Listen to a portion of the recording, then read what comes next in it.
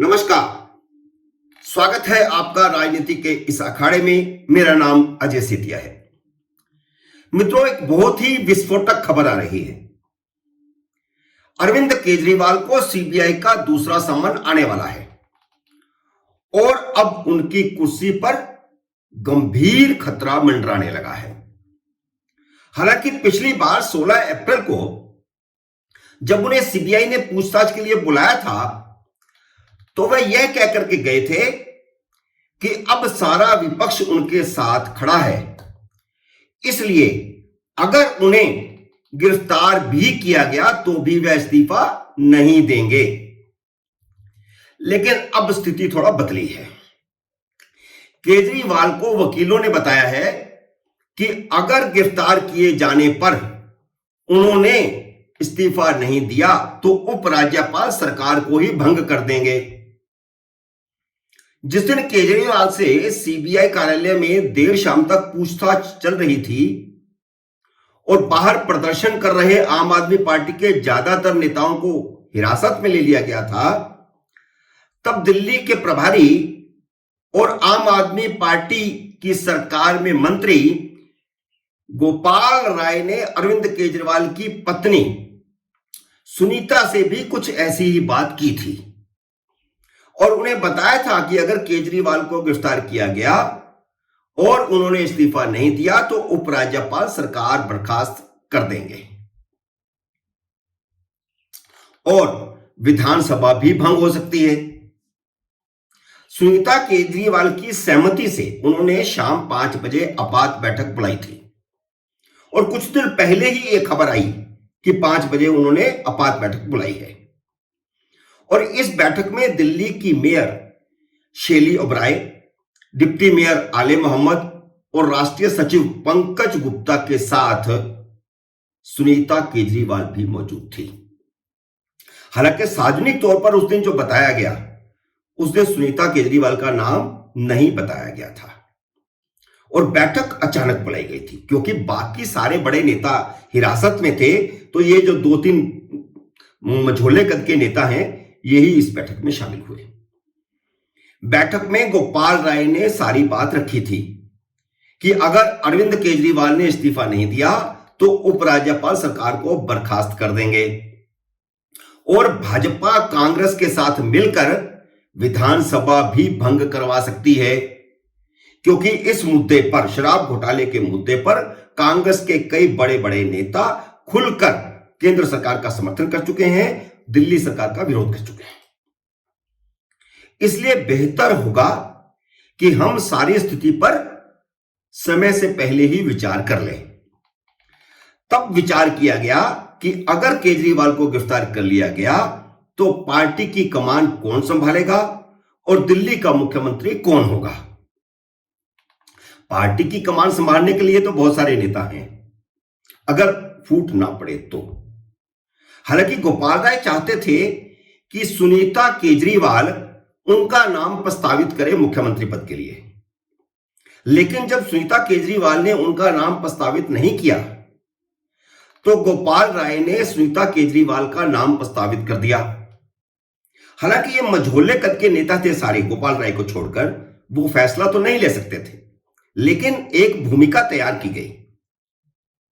गोपाल राय ने सुनीता केजरीवाल का नाम प्रस्तावित कर दिया।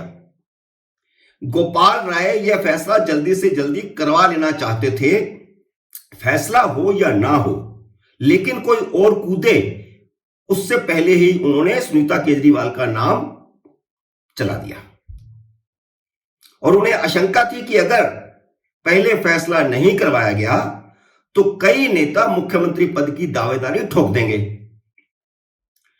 जिससे पार्टी में फूट पड़ जाएगी। ये गोपाल राय की आशंका तो बिल्कुल सही थी और उनकी आशंका थी कि सौरभ भारद्वाज, संजय सिंह, मारलेना और राघव चड्ढा दावा ठोक सकते हैं मुख्यमंत्री के पद पर। और वैसे संजय सिंह का तो राज्यसभा का कार्यकाल सिर्फ 8 महीने बाकी पड़ा है। जनवरी 2024 में उनके 6 साल पूरे होने वाले हैं, तो वह ज्यादा अच्छे ढंग से दावा अपना पेश कर सकते हैं।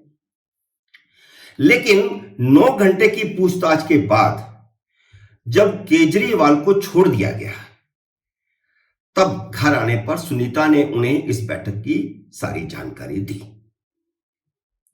और तब केजरीवाल के भी कान खड़े हुए कि हां, बात तो सही है कि अगर उन्होंने इस्तीफा ना दिया, अगर उनकी गिरफ्तारी आने वाले समय में हो गई तो विधानसभा भंग की जा सकती है, सरकार बर्खास्त की जा सकती है।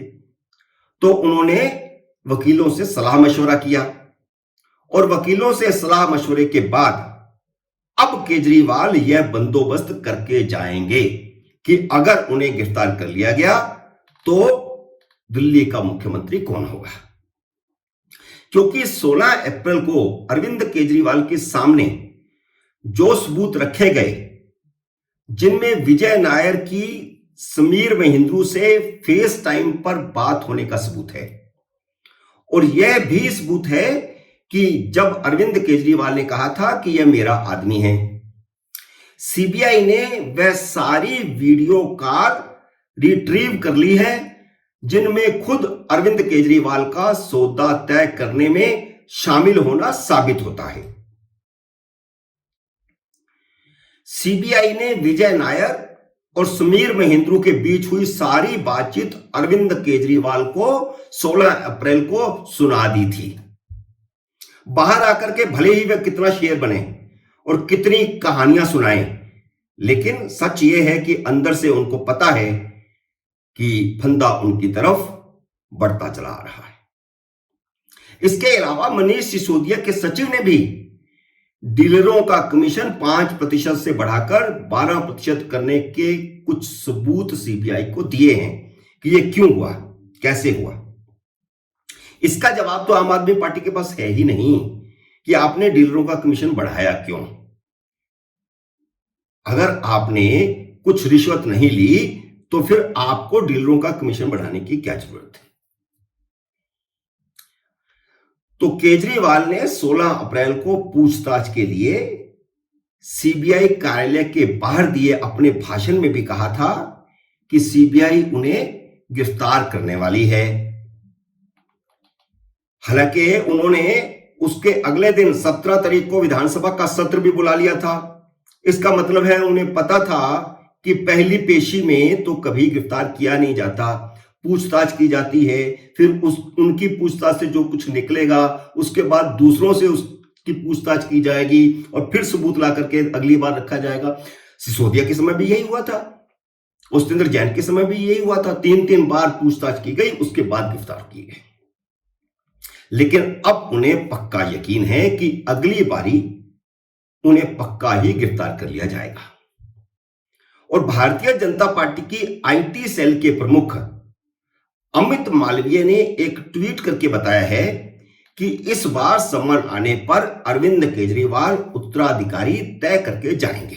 अब ये उनकी खबर है या उनकी अटकल है, ये मैं नहीं जानता, लेकिन इतने बड़े पार्टी के पदाधिकारी ने अगर कोई ट्वीट किया है तो उसका कोई मतलब तो है। उन्होंने ही इस ट्वीट में खुलासा किया है कि 16 अप्रैल की बैठक में केजरीवाल के परिवार की एक महत्वपूर्ण सदस्य शामिल थी। हालांकि उन्होंने ट्वीट में यह नाम नहीं लिखा है, लेकिन आम आदमी पार्टी के सूत्र बताते हैं कि वह सुनीता केजरीवाल ही थी। और यह भी खबर आ रही है कि इस बार केजरीवाल सीबीआई कार्यालय जाने से पहले ही इस्तीफा देकर जाएंगे। तो यह उनका बहुत बड़ा राजनीतिक कदम होगा। इसके साथ ही सुनीता केजरीवाल को दिल्ली की बागडोर सौंपकर सीधे राष्ट्रीय राजनीति में कूदने का ऐलान भी कर देंगे। सीबीआई के बहाने अपनी राजनीति की दूसरी पारी शुरू करने की वह घोषणा करेंगे। वह दिल्ली से ही लोकसभा चुनाव लड़ने की रणनीति भी बना रहे हैं। सीबीआई की पूछताछ के अगले दिन दिल्ली विधानसभा में मोदी के खिलाफ भाषण देते हुए उन्होंने कहा था कि जनता मोदी को प्रधानमंत्री पद से हटाकर उन्हें प्रधानमंत्री बनाएगी क्योंकि वह कट्टर ईमानदार है। वह कहानी याद है ना जो उन्होंने सुनाई थी कि राजा को हटा करके, बेईमान राजा को हटा करके, चोर राजा को हटा करके जनता ने कट्टर ईमानदार को राजा बना दिया। तो वह अपने लिए कह रहे थे।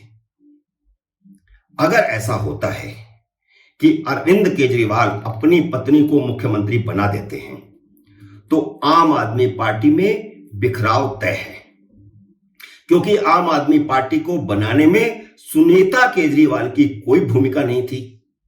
उन्होंने केजरीवाल के दूसरी बार मुख्यमंत्री बनने के बाद सरकारी नौकरी से इस्तीफा दिया है। तो मित्रों, उम्मीद है मेरा यह वीडियो आपको पसंद आया होगा। मेरे इस वीडियो को लाइक और शेयर तो कीजिए ही, कृपया सब्सक्राइब करके अपना आशीर्वाद भी दें और घंटी का बटन भी दबाते जाएं, क्योंकि घंटी का बटन दबाने पर ही आपको मेरे अगले वीडियो की सूचना आएगी।